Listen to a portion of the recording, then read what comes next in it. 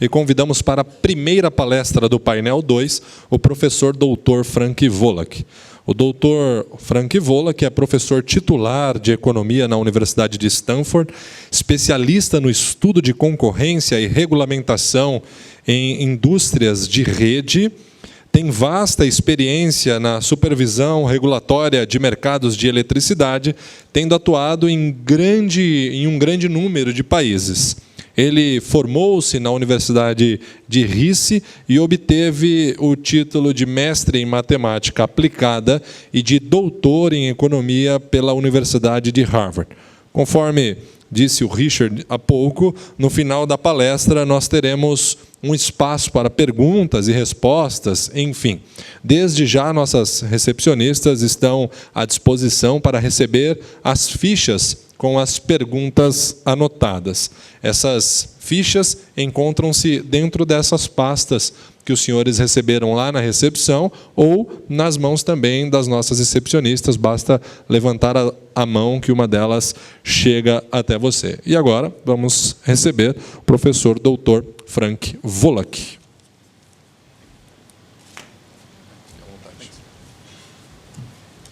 Okay, great. Thank you. Thank you very much for the invitation to speak today about international experience with wholesale electricity market design. And what I'd like to talk about is essentially sort of two broad areas. First is the short-term market design.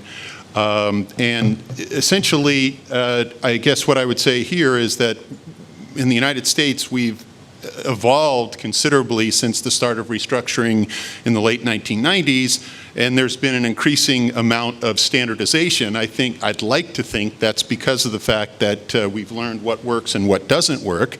You can draw whatever conclusion you'd like, but that's mine. The other is that what they've settled on is what's called a bid-based multi-settlement locational marginal pricing market. And there's varying degrees of retail competition. This just gives you a map of all the places in the United States. So in every one of the areas that you see that are shaded different from white, that's what exists there. And so what I thought I'd like to do is essentially talk about from the perspective of Brazil, hopefully learning from what has worked in the United States in terms of multi-settlement, locational marginal pricing, bid-based market, and essentially expanding the scope of retail competition. The other thing that I'd like to talk about is this long-term resource adequacy. And here, bring in more of the experience internationally, talking about sort of what called capacity energy market combination versus energy only. Both of these, there seems to be still in the United States divergence here. There are regions that use the capacity energy paradigm. I've listed them. There are also ones that use, I think, the energy-only paradigm. And internationally, that's also the case. I'd say outside of Latin America, the capacity energy paradigm is not used as frequently. It's primarily an energy market paradigm. So I discuss sort of the relative merits of both and what I think the lessons are for Brazil from this experience. So first topic is the multi-settlement market. So the first lesson just from electricity market design in general is this is a just-in-time market, and so planning ahead really can provide a more efficient use of the resources that you have, and in particular, for systems that have a diverse set of resources, in particular, thermal units as well as hydro units and the like, and trying to essentially get an efficient dispatch of those units from running a market an hour at a time can be very difficult. In other words, I, as a, say, nuclear provider or as a coal-fired power plant, I may have a pattern of output that I'd like to get. Having to sell each hour independently to achieve that could be a bit challenging.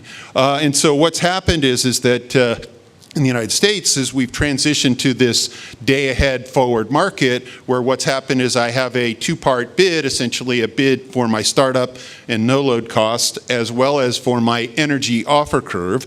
And then what happens is that the ISO effectively solves a dispatch problem for all 24 hours of the following day simultaneously to essentially minimize the as-bid cost necessary to meet demand at all locations in the market. This results in what are called day-ahead schedules for generation units as well as load, and these schedules are essentially firm financial commitments. And what do I mean by firm financial commitments? Well, I mean that essentially you get paid for what you sold in the day-ahead market regardless of what you do, even though that thing is just purely a financial commitment. So in other words, if I sell 40 megawatts in the day-ahead market for $25, that's essentially $1,000 that I get. And, now the question is if I only produce, as I say in my example here, 30 megawatt hours, then I'm on the hook to purchase out of the real-time market what I did not supply from my unit in real time. And the same logic applies if I'm a load-serving entity. I pay for what I purchased in the day-ahead market, and if I don't essentially purchase that, or if I purchase more, as my example, both examples go through, then I have to buy or sell that residual in the real-time market. All right. So what this does is essentially it really, I think, supports the reliability of supply, and in particular, it compensates units for the reliability that they do provide. So the example I give is just suppose that I have intermittent resources on the system and dispatchable resources. One of the big challenges, how do I value those dispatchable resources for the services that they provide versus the intermittent resources?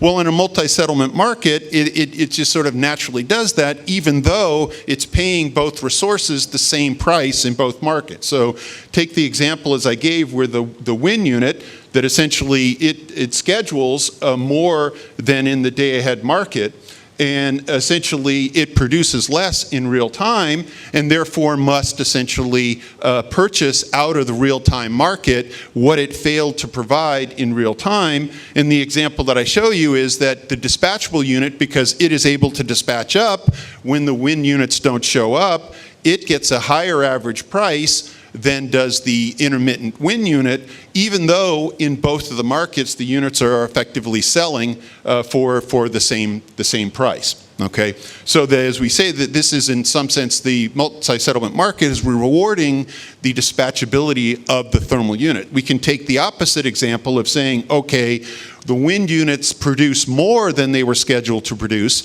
so the thermal unit can back down, and as a result of the thermal unit backing down during a time in which the wind units produce a whole lot more, again, the thermal unit is rewarded for its dispatchability by a higher average price than is the wind units. Okay, and so in that sense, one of the big advantages of the multi-settlement market is it rewards this dispatchability of the wind units, even though what it's doing in both markets is paying the same price for the energy that is sold from both units. The fact is that energy is, of course, energy, and so in that sense, it should be setting price the same for both. The other is that that's very helpful about the multi-settlement market is it makes demand-side participation very easy. And in particular, it gives the demand-side provider the ability to sell back demand that it does not actually consume. So I give the example of essentially buying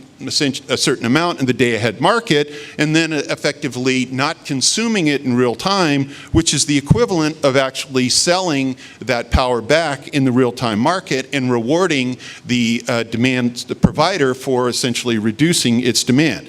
And a big challenge that we've had in the US markets is, and in other markets around the world, is essentially demand response providers selling something that they didn't actually own. In other words, selling demand reductions relative to some administrative baseline. This creates reliability challenges. This creates all sorts of problems. A multi-settlement market, all you simply have is the load serving entity, the retailer, whatever. It schedules in the day-ahead market, say 100. It only consumes 90. It is effectively selling back that 10 megawatts at the day ahead, at the real-time price. To the extent that system conditions are stressed in real time, that retailer can save a considerable amount of money by essentially avoiding purchasing during the very high price period. And as I write right here, is it really is the key to developing a demand-side participation is this multi-settlement market, as well as getting the benefits from interval meters, dynamic pricing, and retail competition. All right, the next topic I want to talk about is locational marginal pricing. And one lesson I think that we've learned from all markets around the world is that what you need is the market model that sets prices, determines dispatch, needs to be as close as possible to the physical reality that exists in the grid.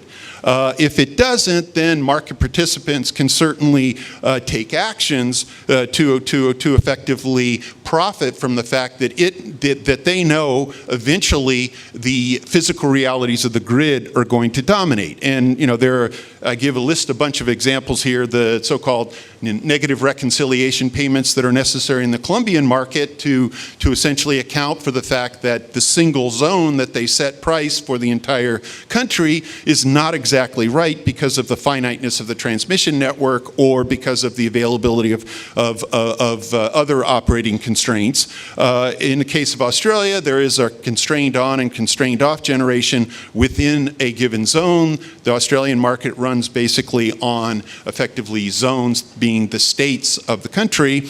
The other is in all the U.S. markets that started out as zonal markets, we would have essentially what's called intra-zonal congestion, and this actually led to participants exploiting that fact, and it was even titled the so-called debt game for effectively generation units getting paid to effectively cut back because they knew that something that they may have scheduled in the zonal market would not actually be able to run in real time.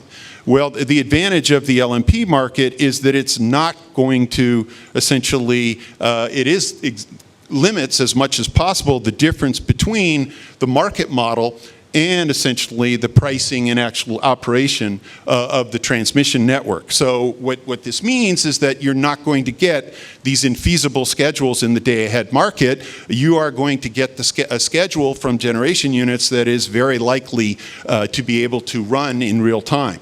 Essentially, I won't skip over discussion of the LMPs, but basically, the big issue with an LMP market as well is that it is going to allow you to run a formal wholesale market on virtually any transmission network that exists. The United States started restructuring with, as one of our Secretary of Energies like to say, a 19th century transmission grid.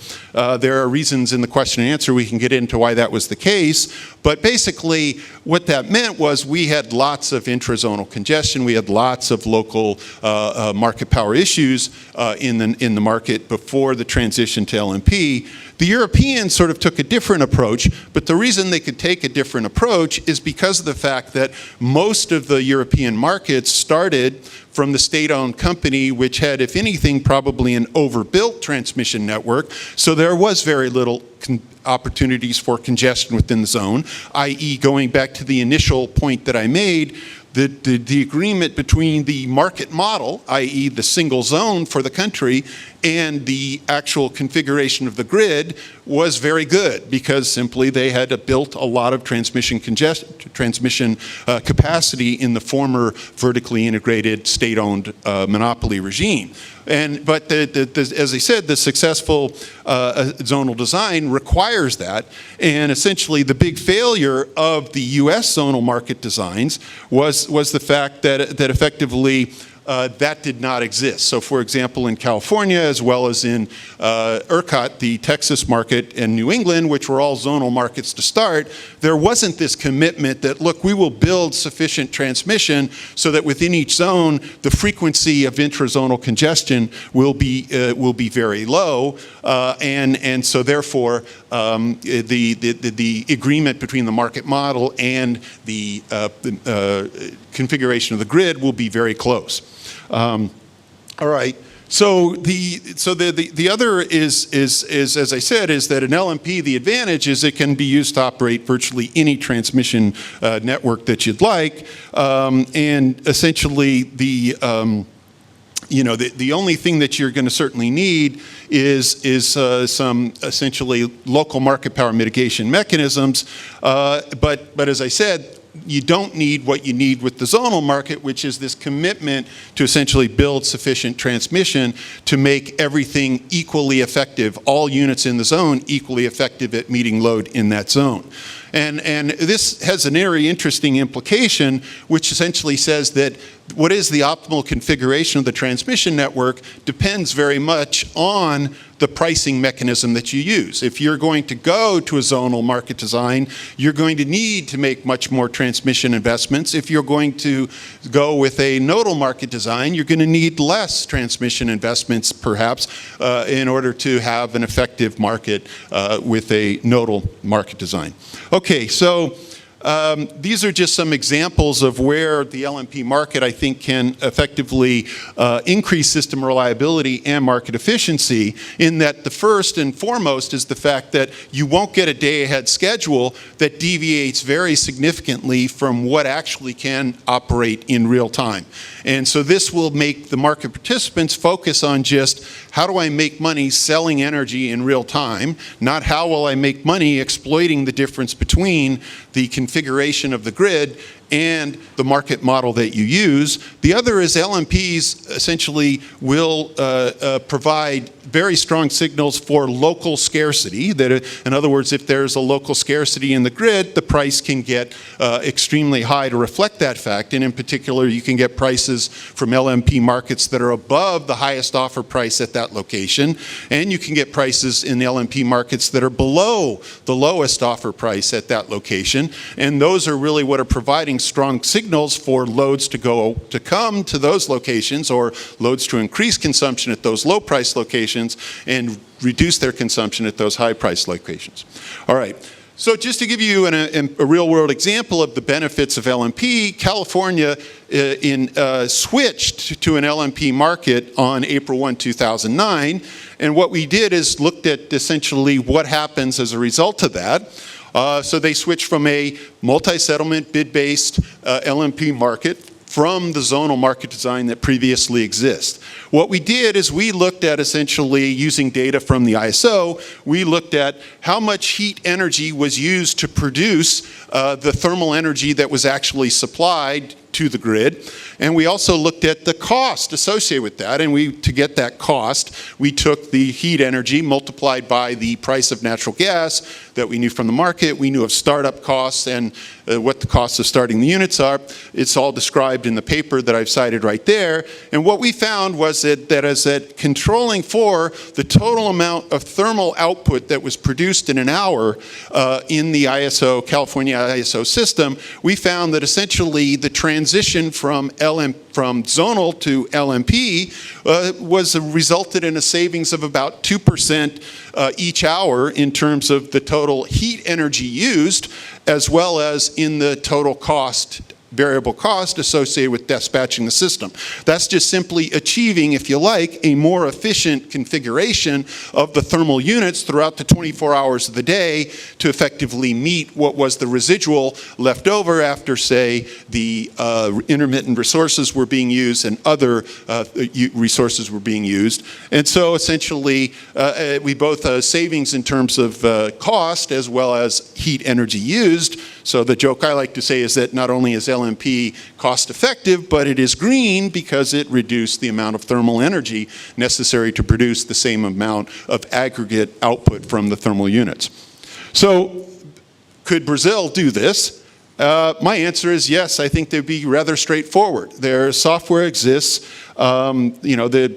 Essentially, what would happen is generation units would submit locational bids for the 24 hours of the following day, startup, no load cost. Retailers would submit bids into the day-ahead market. You could run essentially the day-ahead market, get hourly schedules for each of the units, get hourly prices, and then have a real-time imbalanced market. California has quite a bit of hydro capacity, certainly not as much as Brazil does, but but still a significant amount, and even more so if you include what is in the Pacific Northwest. So essentially, what we could have is essentially hourly prices that would signal differences in the cost to serve. This is becoming more and more relevant as the need for hourly prices as the share of thermal units on the system in Brazil increases.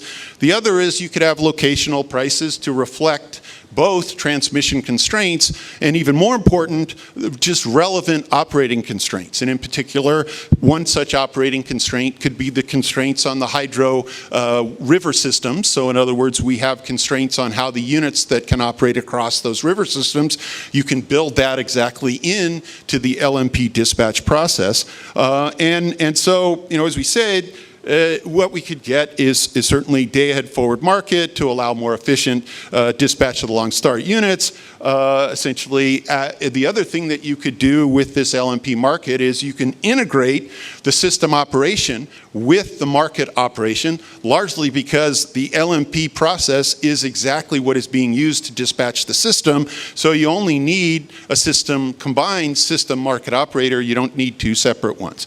So essentially, bid-based market. What's the advantage of a bid-based market?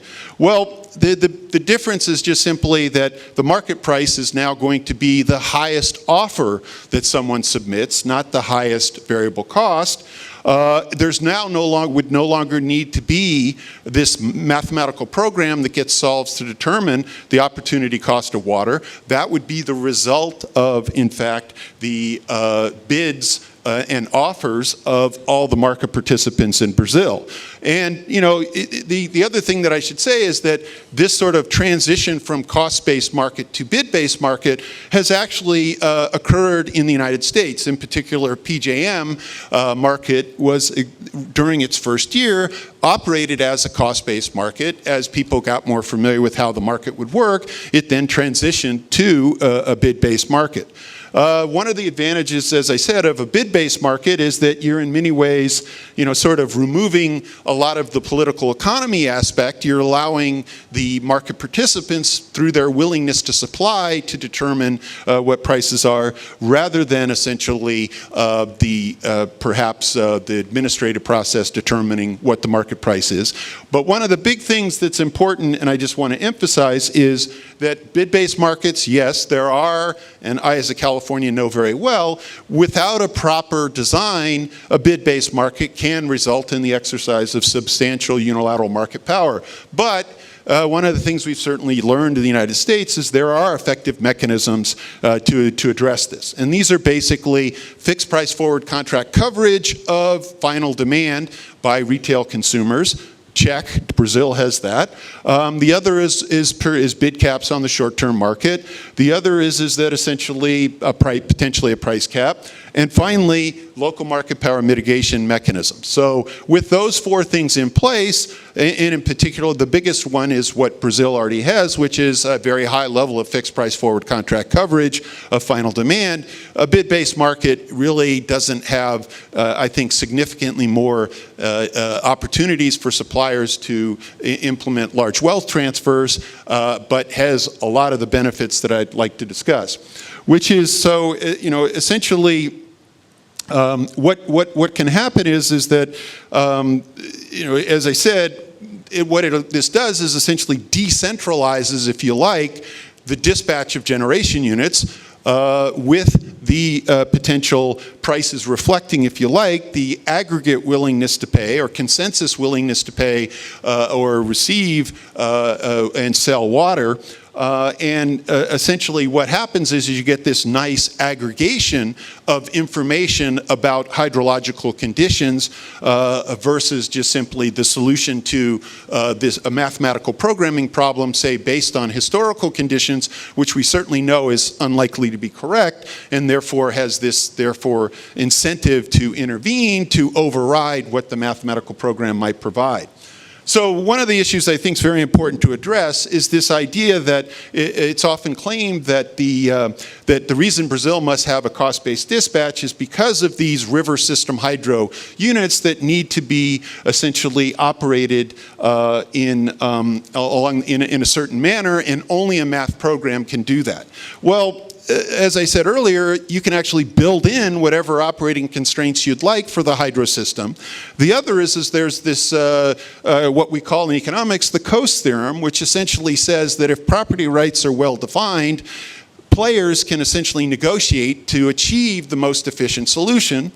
So if what we have is 2 or 3 or 4 hydrological suppliers on the same river system, and if they're all forward contracted for most of their energy supply, they will figure out the way to bid in to essentially achieve what is jointly best for them in terms of dispatching the system.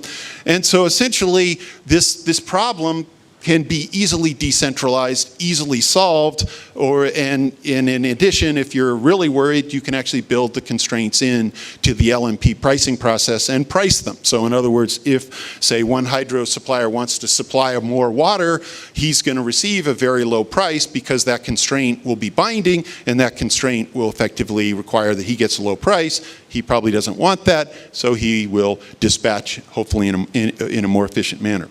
So essentially, as I said, decentralization, I think there is a long literature in economics. I would just cite a paper that we wrote in California where we essentially showed that allowing more participants in to the electricity market, in this case purely financial participants, has actually improved the dispatch of the system, largely because these financial participants, although they make profits exploiting differences between the day-ahead and real-time market, the fact when they are correct and they make money, they make the if you like, day-ahead schedules become closer to real-time system operation, which essentially reduces the volatility of real-time prices, reduces the volatility between day-ahead and real-time prices, reduces the amount that generators have to move relative to where their day-ahead schedules are, and thereby reduces the cost of dispatching the system again. All right. So, as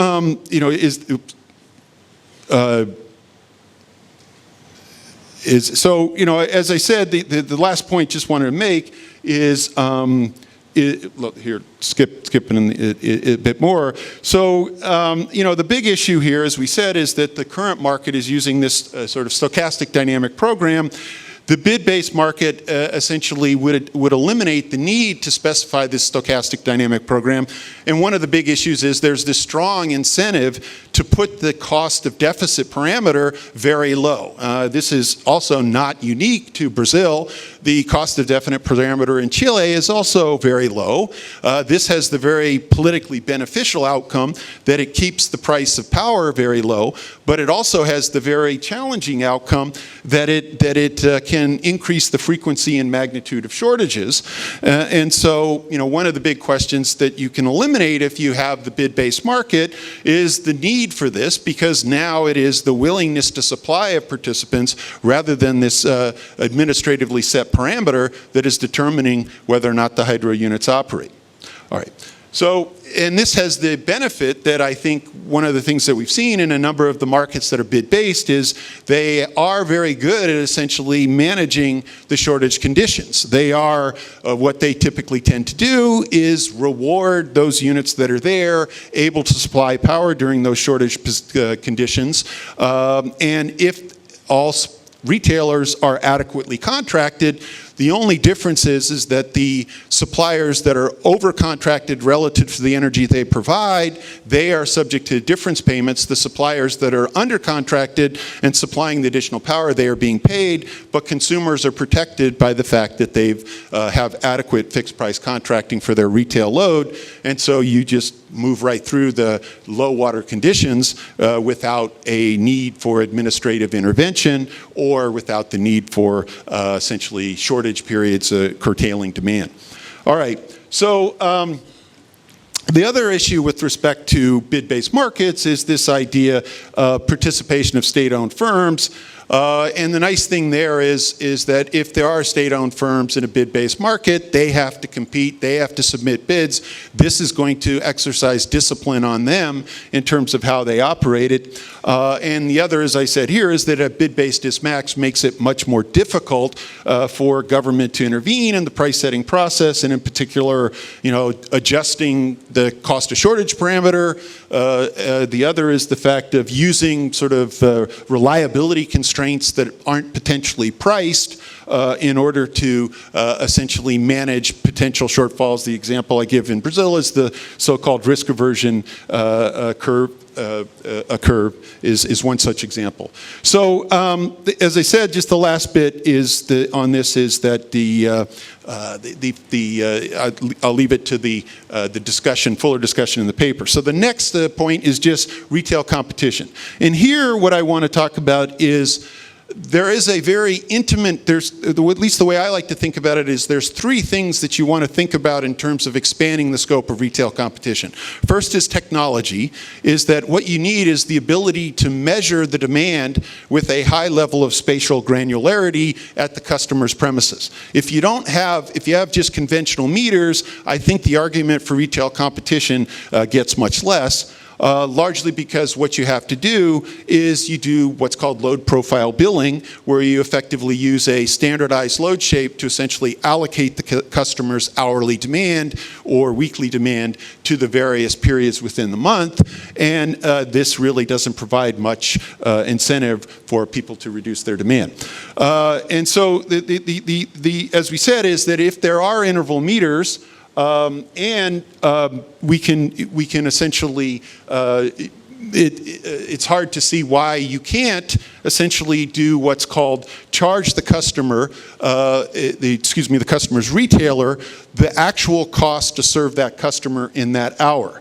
And that's you avoid this problem that with load profile billing, as we saw right here, where if I'm using load profile billing, the customer only benefits to the same extent reducing his demand when the price is 0 as when the price is 1,000, because he's just billed on his total consumption in the month times the load profile weighted average price that he pays. Whereas if what we have is you're measuring the customer's consumption through the hourly meters, you're charging the retailer based on that customer's hourly consumption for the purchases from the wholesale market, then essentially there's very little reason that you can't have retail competition for those kinds of customers. So the basic conclusion is that anybody that has an hourly meter and you have this price pass-through, meaning that the retailer that serves them is obligated to pay the hourly real-time price for all of their consumption, then it makes no sense not to have retail competition for those customers. And the other is that, as I write here, is that pretty much you can't buy a mechanical meter. Most of the metering is electronic metering at this point. So essentially it makes as you transition to more and more interval meters, you can therefore then transition to more and more retail competition. In most of the markets in the world, metering is essentially operated as a regulated service, distribution company service, and essentially then competition takes place given that regulated metering service. And then the last point there is just to say, purchase the cheapest meter necessary to record hourly consumption. Remember, there's the internet. The internet can be used for all the back-end things. All you need is the ability to measure the hourly consumption. Everything else can be done through other means. All right, so the last point that I want to talk about is the question of long-term resource adequacy. And here, as I said, the two paradigms are the energy capacity and energy only. And the United States is somewhat unique in the sense that it pays a market clearing price for both energy and capacity. In other places, what it's the case is that it's a cost-based market with essentially a capacity payment mechanism. In the US, the argument that's been traditionally made is this so-called missing money problem, is that because we might have an offer cap on the short-term market, we are going to create missing money for the peaker units. Now, this argument, I think, has some problems, particularly if you recognize that, look, if we have interval meters, if we can have active demand-side participation in the short-term market, cost of service regulation. Each year, if you read the market monitoring reports in the areas that have the capacity market, you'll find that they very begrudgingly essentially acknowledge that this version of the capacity market is not working that great, that it's a sort of necessary Band-Aid that they have to have for long-term resource adequacy. They're very apologetic about it. In other words, there really is not what you would call a successful capacity market design, certainly in the United States. Now, and then the other issue is just the fact that it doesn't address what you could call as the primary resource adequacy problem, which is effectively sufficient energy to meet demand. Capacity shortfalls, even in the United States, are highly unlikely, and moreover, in a hydro-dominated system such as Brazil, they're very unlikely, being that it really is an energy shortfall that's the problem. And so what you need is fixed price forward contracts to insure against that risk. And the example that I give is the fact that, really, any of the rolling blackouts that occurred in California had nothing to do with having adequate generation capacity. It had to do with inadequate forward contracting for energy that committed suppliers to the short-term market. So the other thing about it is that as you scale up the share of renewable energy, the value of a capacity market becomes even less. The example in the United States I'd like to give is California. As we're scaling up to get 33% renewables, the amount of renewable capacity that's actually available to supply energy during peak demand periods is virtually zero.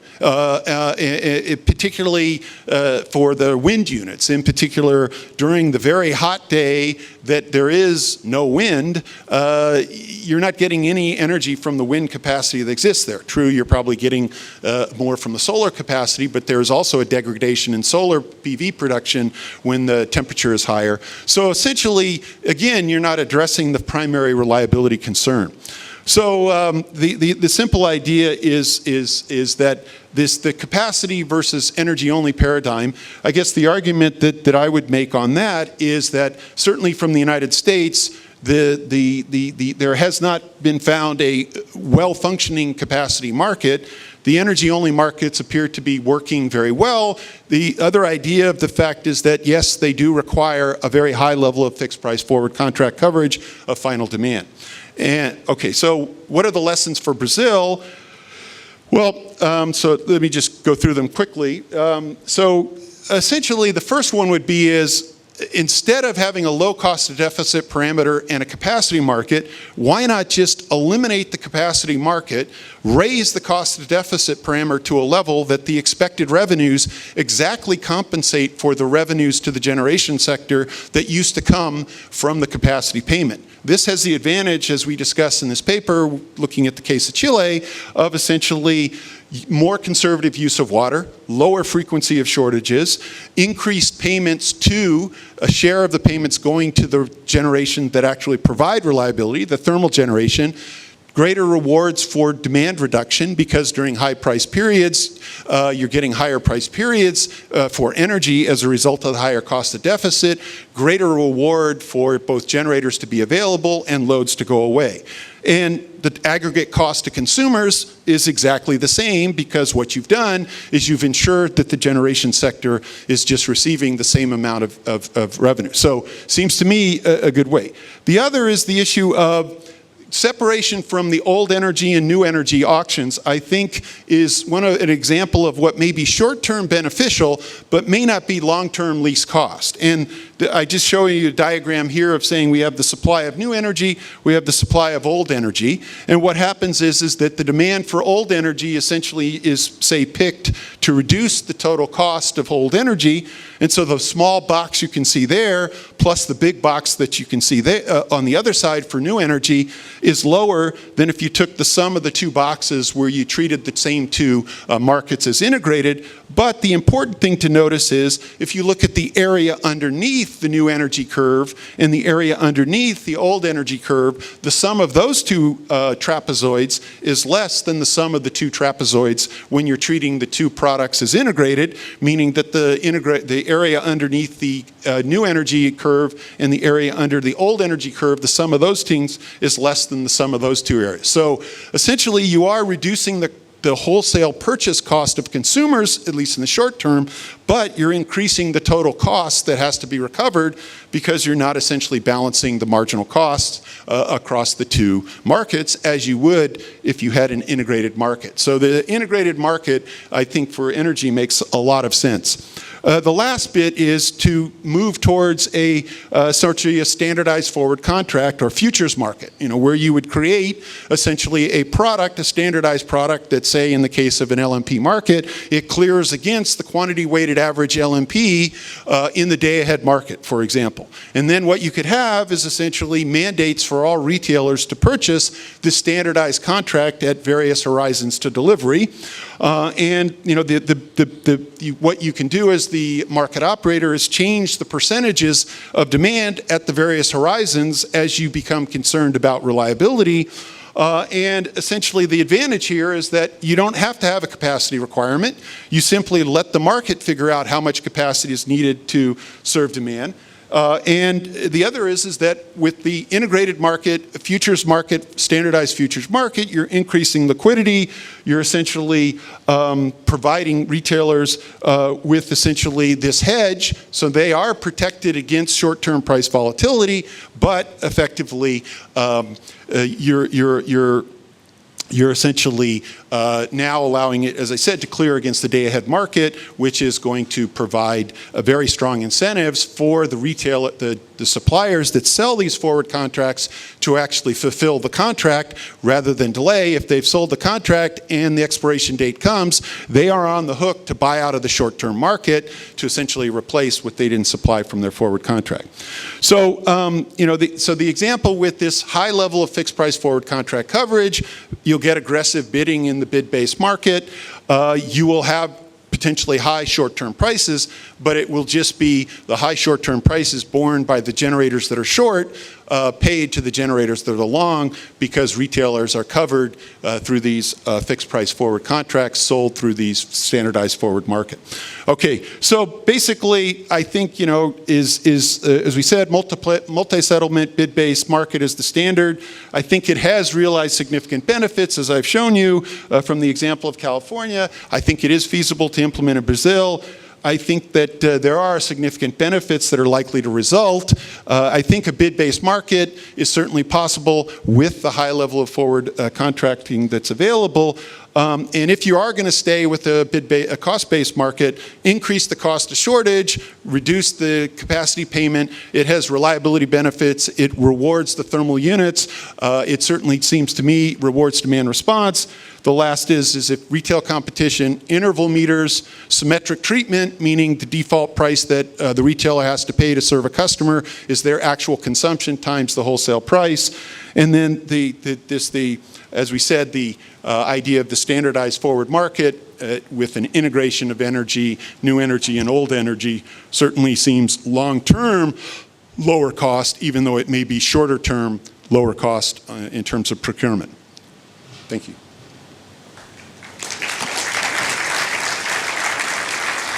Nós agradecemos Frank Wolak pela sua apresentação. Neste momento o Richard já está caminhando aqui para o palco, porque ele fará uma rápida moderação aí de perguntas e respostas. Talvez, devido ao horário, umas 2 ou 3 questões. Já tem algumas aqui em suas mãos. As recepcionistas, por favor, se alguém tiver mais alguma questão, levante, por favor, que elas retirem com vocês.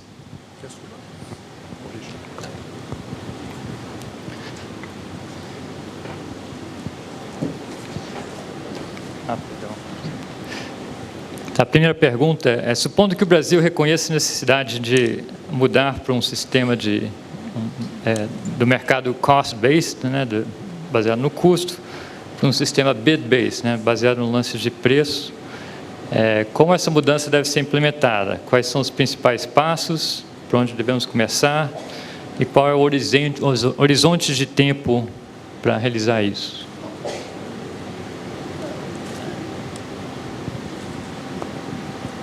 Yes.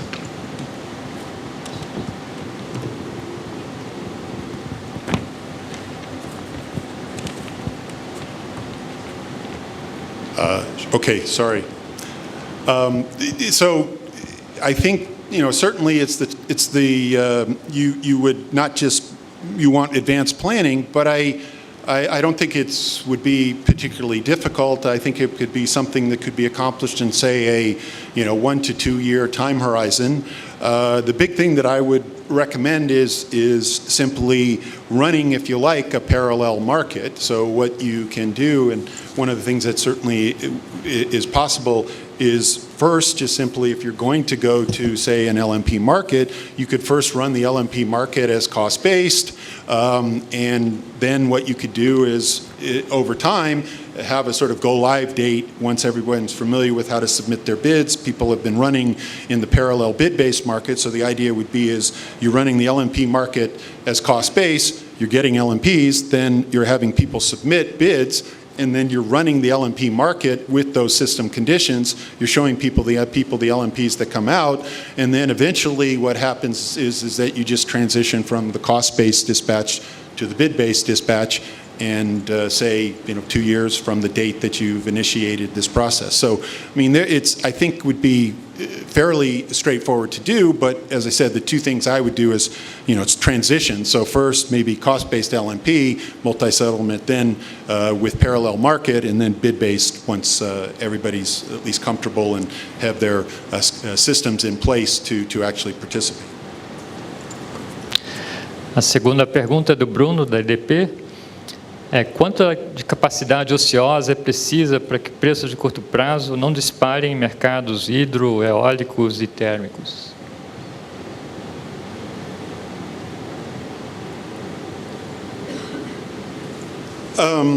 I guess my answer to that question would be is that personally, as a consumer, I want as little generation capacity on the system as possible, because I know that I will have to pay for that. But what I want is, I want essentially the lowest price possible, and I want a reliable supply of energy. And that's where I think the importance of credible forward contracts really comes in, and that's where the multi-settlement market, I think, really has its bite, in that what it says is that you, a supplier, if you sold in the forward market, that is a firm financial commitment, that's a schedule, and if you fail to meet that schedule in terms of a generation unit, then you must purchase out of the real-time market at whatever price is necessary to effectively meet your shortfall, and that could be a very high price. But could go to the next step is, I'd argue that's a good thing. But the next, because it punishes the guy that fails to fulfill his contract, then the other side of it is that consumers will be protected from that very high price by the fact that they have the forward contract for energy, that essentially means that their price of energy is what they have in their forward contract. But they also have the option, if they can reduce their demand, to essentially sell what they had purchased in the forward market at that very high price, and therefore reduce the average price that they pay for electricity. So another advantage of the multi-settlement system. And so I guess what I would to say in response to the question is, high prices are a good thing, because of the fact that they encourage demand reduction, they encourage generators to be on and supplying, and they punish those that aren't. But the important thing is, we just have to make sure that consumers are adequately protected by the fact that they have essentially a forward contract that fixes the price for the vast majority of their consumption. A terceira pergunta do Luiz Barroso, do PSR. Os direitos financeiros de transmissão seriam uma pré-condição para o mercado com LMP, Local Marginal Pricing? No Brasil, a renda de congestão já possui usos pré-definidos, por exemplo, o MRE, o Mecanismo de Relocação de Energia. Isso não dificultaria a implementação de LMP no Brasil?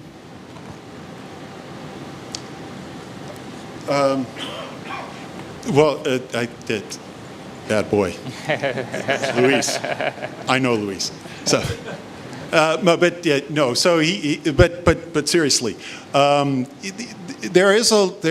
it or not, there are LMP markets without financial transmission rights. So, to go a bit into the weeds, the way it works in an LMP market is the total amount of revenues that I collect from loads is typically greater than the total amount of revenues that I pay to generators.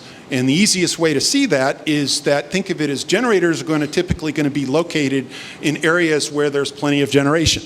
So average prices there are likely to be lower than the areas where there are essentially load is more than generation. And so think of in a lossless network, you can immediately see that that's going to mean that the average price that load pays is higher than the average price that generators receive. This creates what we would call a merchandising surplus. And so somehow what we have to do is come up with a way to redistribute this so-called merchandising surplus to loads. In some markets, this is done through essentially just pro rata refunds. So in other words, what I do is I say, you are 10% of the load, you will get 10% of this merchandising surplus. In other markets, the way it's done is through what are called financial transmission rights, where what we do is we redistribute it through the fact that you've got a hedge against the price difference at, say, node A versus node B.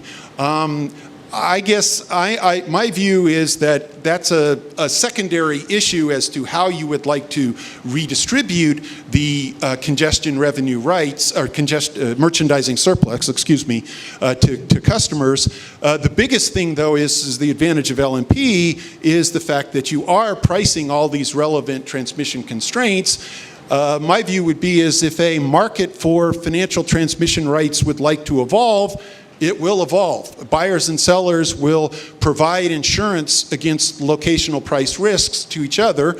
I may sell to someone else. They may buy it from me because we have a disagreement on the level of price differences between these two locations. But one simple solution to start with would be just simply to say, look, we're going to refund that merchandising surplus to loads in proportion to their total withdrawals from the grid.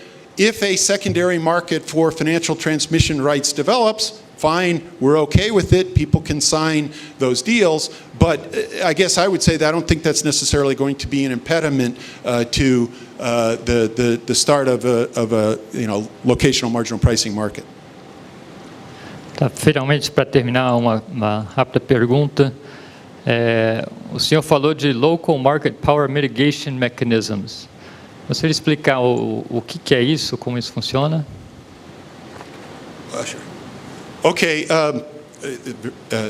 I just wanted to say all the questions were excellent. So obviously you guys know about the electricity industry. That's a joke. So the way that a local market power mitigation mechanism works is that typically what happens is that the configuration of so let's take an example from California. In California, there is a generation unit located in the city of San Francisco. There is finite transmission into the city of San Francisco. There are times when demand in San Francisco gets sufficiently high that generator that's located in San Francisco knows no matter what I bid, they got to take me. My bid price could be infinity, and they would have to take my bid, or else they would have to shut the lights off. So that is an example of local market, we'd say local market power. It's essentially market power in a small region because of the fact of the transmission network having finite capacity. And so all U.S. markets, and I can't emphasize this enough, all U.S. LMP markets have essentially local market power mitigation mechanisms that say, okay, if a set of circumstances arises in the grid such that one or two generators know that they're needed to meet demand because of the fact that demand is, in their region is so high, then their bids will be mitigated to some level. And typically it's, maybe marginal cost plus a bid adder or something. But basically that's what a local market power mitigation mechanism. So think of it as the forward contracting requirement. That covers the so-called system-wide market power challenges that you might think. Then the existence of this local market power mitigation mechanism that essentially checks to see whether or not you have this ability to raise prices substantially in your local area. It then checks, and if you do, it would then mitigate your bid in the LMP dispatch process. And in all the markets, this process is completely automatic. So in other words, I submit my bids, they run this check. If I pass this check, then my bid goes through. If I don't, then my mitigated bid goes into the LMP pricing process, and I still get paid the market clearing price at my location. So I'm still going to get that scarcity premium if I'm scarce at that location. I'm just not going to be able to bid higher than what I would bid under competitive conditions, i.e. my marginal cost. Muito obrigado. Esse foi o professor Dr. Frank Wolak. Obrigado, Richard, que moderou aqui também as questões. Nós faremos um breve intervalo, um coffee break de 20 minutos. Acho que não dá nem isso. 10h40, retornaremos pontualmente. Muito obrigado a todos.